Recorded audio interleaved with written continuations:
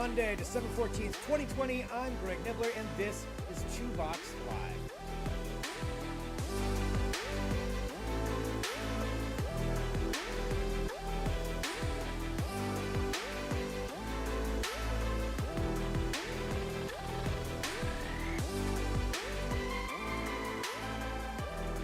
Yes, hello everyone. Like I said, I'm Greg Nibbler. Thank you for joining us. Seriously, wherever you are, we do appreciate it. Now, we are Chewbox Media. That is the name of this company. I'm going to ask you a favor right here at the top of the show. Please go hit subscribe. Wherever you're watching us, just hit that like, subscribe button. Share the show. Let other people know about it. It's TWO Box Media, whatever platform you are on. You can find us there, and that way you get notifications when we do go live, which is Monday and Friday, 10 a.m. Pacific. And thank you very much, like I said. So let's get started here today. We're going to be talking about some trending news. And first off, for those of you who woke up early today to get to work, you may have found some issues going on.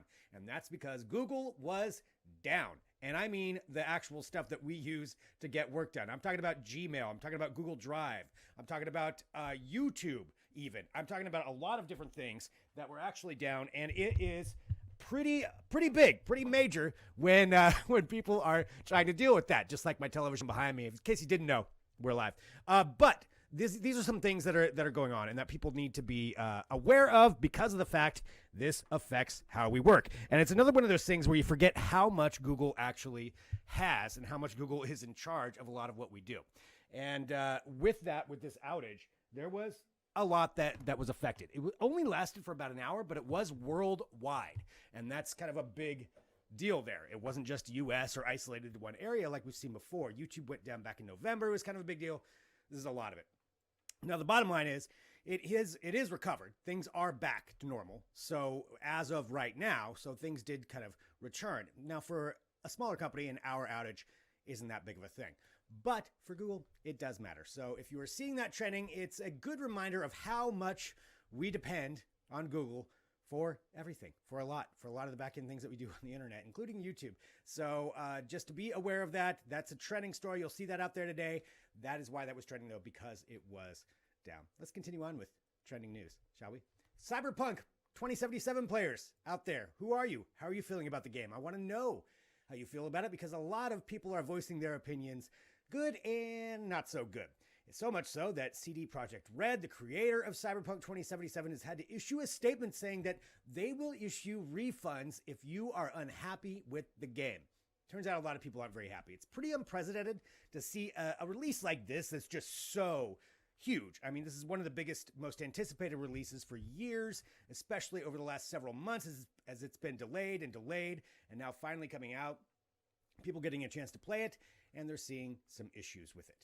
One of the big issues is this. For people who are using a PlayStation 4 or an Xbox One, those are consoles that a lot of people still have. Most of us don't have the newer consoles yet. If you do, well, good for you, but it's hard to even get one if you want to get one.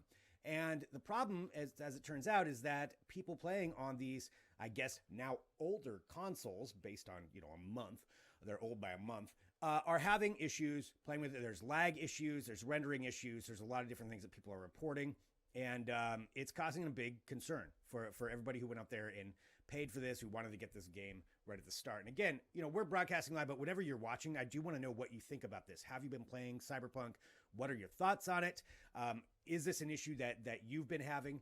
And as you kind of go through something like this with such a major release, there's also a couple of other things that have been brought up about it, and it's no secret there's some nudity in CYBERPUNK 2077.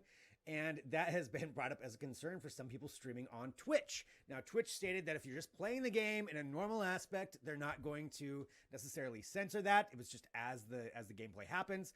There are certain customization options that you have for your character in CYBERPUNK 2077. I think you can look that up and understand. You can, change the size of things based on your character.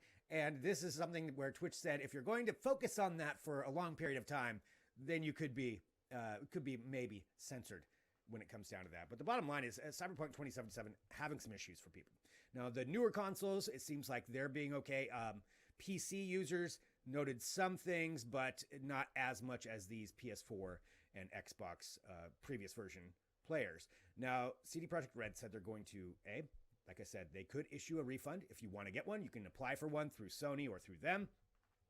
There's some people who reported that bots were denying them, but maybe they'll work through that as they go through. The other thing, though, is they said they do have updates rolling out, but it's going to be a series, and it may not be until February that they have the final update to fix some of these issues. So if that's something you don't want to wait around for, maybe see if you can get the refund. I don't know, repurchase it then. It still does look like a cool game. There's multiple different endings you can have. It looks pretty epic when it comes down to that. But if you can't play it, that definitely, or if it's staggering or rendering issues, that's a big concern. So something to look out for there. If you are a Cyberpunk 2077 player, again, let us know what you think about that. All right, some other trending news right now, things to be aware of here as you go through the week. Let's talk about fitness technology. A couple of big announcements. We'll go first to Amazon. Now, Amazon has their own fitness band. You may have missed this when it came out in August. They announced it when they were releasing a bunch of other new information and a bunch of other new things. And with this one, though, there's a couple of unique things. It's not surprising Amazon's getting into the fitness band category. I think that's probably pretty expected that eventually they're going to be in every category, but this is their foray into that. It's called Halo. And for some of what it does, it's kind of the same things that you would expect most fitness bands to do. It'll track your health, it'll track your exercise, it'll track a number of things in that way that you do, like I said, expect with an Apple Watch or even a modern fitness band. A couple of things it does differently, though, and these are where the unique things come out. One is that it will track your body fat percentage. Now, it does this by pairing with an app, of course. What they'll do is you'll take images of yourself and upload them. You'll take I believe it's some video as well as some pictures, or actually it's just photos. You upload that, and it's the processing that they do on that they say they can determine what your body fat is based on pictures. I don't know how much I like that, but I guess once you do upload it, you can also kind of scan it back and forth to see how much working out is going to change your appearance. If that's what motivates you, great for you. That would not motivate me. I do not need to be shamed in that way, but nonetheless, I can see where that could be helpful, especially for people who really want to get in shape to get an understanding of that. They're saying their neural network can understand it so well that it's basically like going to a doctor and having them tell you what your body fat is. That's a pretty bold statement, but that's all based on the 3D model they create for you. So if you're, especially one of those people who likes to take a picture of before and after, well, this is a great way to handle that. Again, that's part of it. Now, another part of it, and this is where it gets a little bit more controversial, has to do with monitoring your mental health. And it does this by utilizing microphones in the band to track what you say. Now, you have to, of course, have it turned on, but this is how it works. So it's called Amazon Tone, and it'll analyze the tone of your voice. And the idea behind that is to let you know when maybe you're distressed, maybe you're anxious, maybe you're upset, maybe you're calm, maybe to let you know that. But all these different kinds of moods and different ways that you interact. And another thing it'll do is interact and record your interaction with other people to let you know about what possibly the interpretation that other person could have based on your tone and demeanor. So maybe you're somebody who's barking orders a lot, or you seem like you're a little bit short with somebody. It could be like, hey, Greg, you're being short. I don't know, again, if that's something that I personally want, but I do want to know how you feel about that. Do you want something like this? I can see some benefits for it. Mental health is obviously a big issue. A lot of times people don't know when they're having issues or are not understanding when there are concerns. And this is how, I guess you could monitor that. So they're saying it's because of their machine learning that they can do that. They even give an example like a difficult work call leads to less positivity and communication with a customer's family. So they're saying that if you had a hard work call, maybe you're taking it out on your family. Again, that is a legitimate concern that people should have when it comes to mental health and mental wellness. Is this the way to go about it? Is this the right way to handle it? Well, let us know what you think, because you can go out and get this right now. Now, again, when I mentioned that it came out in August, it did, but you had to get it, you had to be approved to buy it. So it was kind of like a test rollout that they had. Now it's available to everybody, and that's the news today. So it's Monday, December 14th, 2020, depending on when you're watching this. Now you can go out and buy it. It's $99.99, so it's $100 to get this. Pairs with the app, and that is what you can do with it. You can monitor all of those things, your body fat and your tone. How do you feel? Let us know. Continuing on here with trending news, let's talk about some more fitness applications, some more fitness tech. And Apple also is rolling out Apple Fitness Plus today. So both of these coming out today, but Apple Fitness Plus in particular is part of this whole Apple subscription service base that they have been talking about for a while. Now, Apple Fitness Plus is probably pretty similar to what Peloton does. If you are a Peloton subscriber, you know what I'm talking about. You can subscribe, you get different workouts you can try out. If you pair it with their machinery, then it kind of opens it up to a lot more, whether it's their bikes or treadmills or whatever else they've got out there. Or you can just do standalone workouts and stretching exercises and yoga and things like that if you subscribe to Peloton. Amazon Fitness Plus works fairly similar. You do need Apple devices in order to use it. It's Apple. Of course, they're going to do that. So if you're a Google Android user, this isn't probably going to be for you. But what you can do is if you have an Apple Watch, that is the way that you take advantage of the workouts because it pairs with that and will track what you're doing. It'll give you kind of real-time statistics about that and let you know how you're doing with your health. A lot of it is heart monitoring and a number of different things that Apple Fitness Plus can do with it. You'll also pair it, you'll watch these workouts on either an Apple TV, an iPad, or a Mac, or an iPhone. So you'll need to have that to pair up as well. So again, it's very much an Apple ecosystem, but there's a lot of people out there with that. This subscription service, and this is where they're trying to compete with things like Peloton, they're thinking that because they have so many Apple users out there, they can kind of get in a little bit under on the price. They can do it for $9.99. That's what it's going to start out with as a standalone app, Apple Fitness Plus, $9.99 a month versus I think it's about $12, $13 for Peloton for starting. You can also bundle it with other Apple services. So they've got a lot of services that are out right now with Apple News Plus, you've got TV Plus, you've got all these other ones, Apple Music that's out. So you can get different bundles with these in there. And I think it's $30 a month to kind of get all of those with Apple Fitness Plus. So not a bad deal if you're going to already in the ecosystem, but something that's also rolling out when it comes to fitness technology you can take a look at. All right, some other trending topics for you here today on Monday. Amazon, let's go back to them. They have purchased a lot of different companies, but one of those is an autonomous vehicle company called ZOOX. So ZOOX is something they bought a while ago. And today, they unveiled what their new vehicle is going to look like. So when I talk about autonomous vehicles, I'm not talking about something like Tesla, where it's an e-vehicle that you're going to be driving. This is for mass transportation and cargo transportation. And it looks very futuristic. It looks like a little tiny a little tiny bus that you would roll around in. The seats actually face each other. There's no driver's seat. There's no steering wheel. There's no way you can control this. So it's in charge when you're in it. Now, the tech behind it is that they have cameras all over it. It utilizes, they said, a combination of LiDAR and a number of other autonomous vehicle technologies. On top of that, they're saying that it can travel up to 75 miles per hour. So you better trust it if you're getting it for 75 miles an hour. That's pretty fast, although I guess then again, even if at 20 miles an hour, it still could be bad. So at that point, why not? Let's just go as fast as we can go. They said the battery could last 16 hours. And they're looking at this, like I said, for a couple of different things. One, for transportation, for getting people from places to places. If you can imagine taking like an airport shuttle, or even I would think Las Vegas would be an early adopter of this. They've already been rolling out some autonomous transportation vehicles there. Also for cargo, because it can take either deliveries, maybe a smaller version that could just do general deliveries to people, or more like cargo, taking things from business to business locations, things along those lines. So ZOOX, with this company that they purchased is about 6 years old.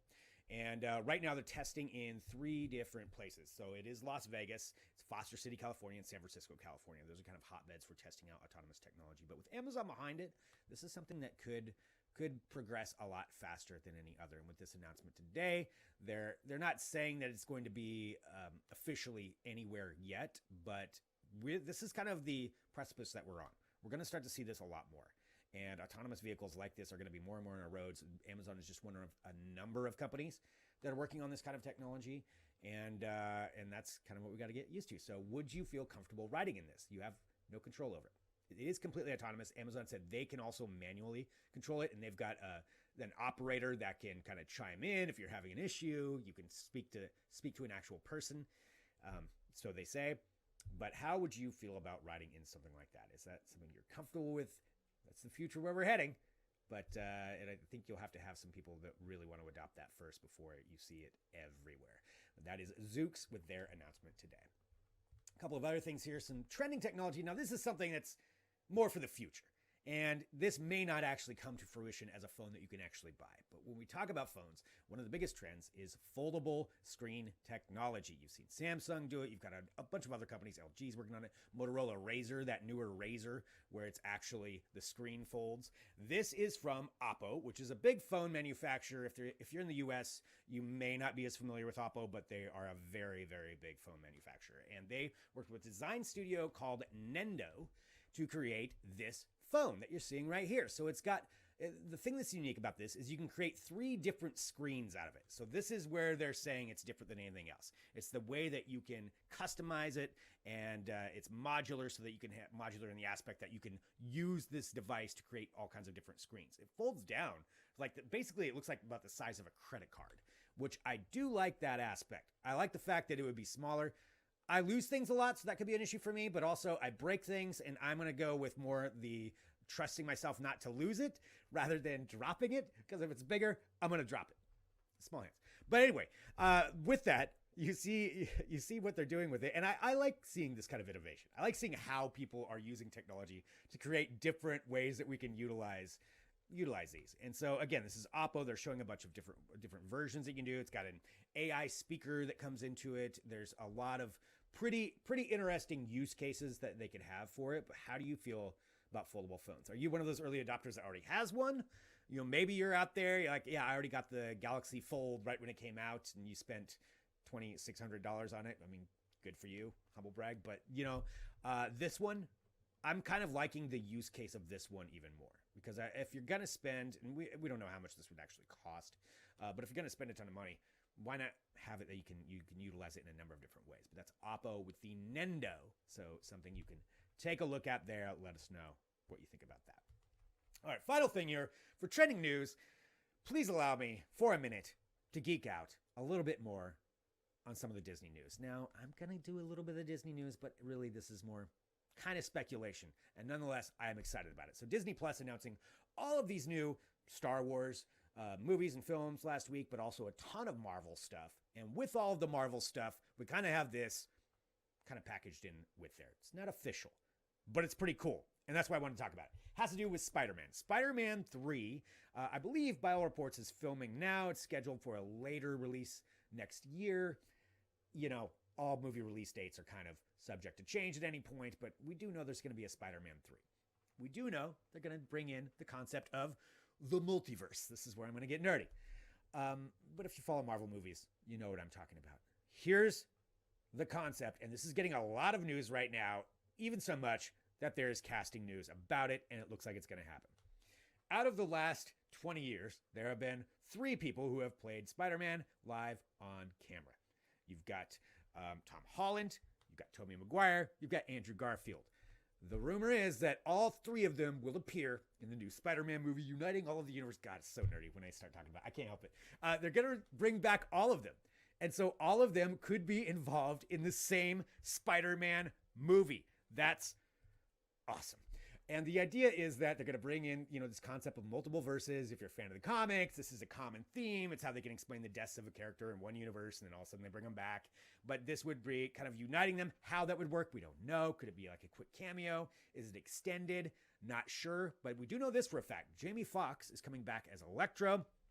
Jamie Foxx played Electro in the Andrew Garfield Spider-Man movies. So he's actually officially cast. So he said it's going to be kind of a different version of the character, but he's still same actor, same character. J.K. Simmons, I'm sure, is going to be back. You also have Doc Ock. Dr. Octopus is coming back from the original ones. So that also pretty badass. They do think that Kirsten Dunst, Emma Stone, again, all of these different Spider-Man movies kind of converging into one thing. And that, I think, would be the biggest accomplishment that Marvel could have, is bringing these random movie franchises that were all, I mean, they're all Spider-Man. They're not random, but bringing them all together into the multiverse in one live action movie. That's the coolest thing that's probably ever happened in Marvel. So you've got that. And then the other possible rumor, this is just me geeking out for a minute, and let me know, you know, maybe you're like, no, that's stupid. That's a dumb idea. Greg, stop talking about it. But here's the other thing. I was a fan of the Netflix Marvel series. They were darker. There was a lot more violence. Definitely not a Disney kind of thing, but I really enjoyed them. And even Iron Fist season 1, I know it was really Still, at least it was okay. It was bad. It was bad. But the other 3 were really good. And Daredevil being one of the best on there, or 4. There was the Punisher as well. But Daredevil, Charlie Cox as Daredevil, a lot of people have been making petitions to bring Charlie Cox back as Daredevil. Disney has made no promises on that, but now the rumor is that he could be appearing as Daredevil in the Spider-Man 3 movie. Therefore, bringing all of the worlds together and bringing the Netflix ones in. Maybe we could see Power Man in there. I don't know. I mean, there's a lot of possibilities if they do that. But that's where we're at. Those are the rumors when it comes to Spider-Man. I had to talk about them. I could talk about it for a long time. I will stop now. But I hope that comes to fruition. That is the right thing for Marvel to do. If they can pull that off, why not pull that off? How cool would that be? All right. There we go. We've given you some news, some things to think about here for today, and that's what we like to do with this show, you know, and that's why I emphasize hitting subscribe. TWO Box Media, wherever you're watching, whenever you're watching, because a lot of people may not be watching this live. You could be watching it afterward, but hit subscribe, and you'll get the notifications when we are live. We've got lots of other videos that are coming up. We've got a lot of content that we're excited to be bringing you. Some great interviews coming up. Just a lot of cool stuff. And we thank you very, very much for being one of our subscribers and for following along. twoboxmedia.com, TWOboxmedia.com, another place you can go and kind of check out more about the company, about myself. I'm Greg Nibbler, Mikey Solis, Jess Serval. We're the ones behind this, and we are just excited to have you here joining us for this journey. There's so much on the horizon, and we need all of you to be a part of that, and it won't happen without you. So thank you very much. All right. That's it. Send us an email. You can send me an email, greg@twoboxmedia.com. Let me know what you think about anything that I talked about, or leave a comment, and I will comment back. And I will say, you know, whatever it is, I'll comment on it. You can let me know. Maybe it's about my Michael Landon hair, which I'm working on. You know, that's one thing that you can comment on. But whatever else it is, we appreciate it. Thanks for tuning in. We'll be back on Friday with another episode of 2 Box Live.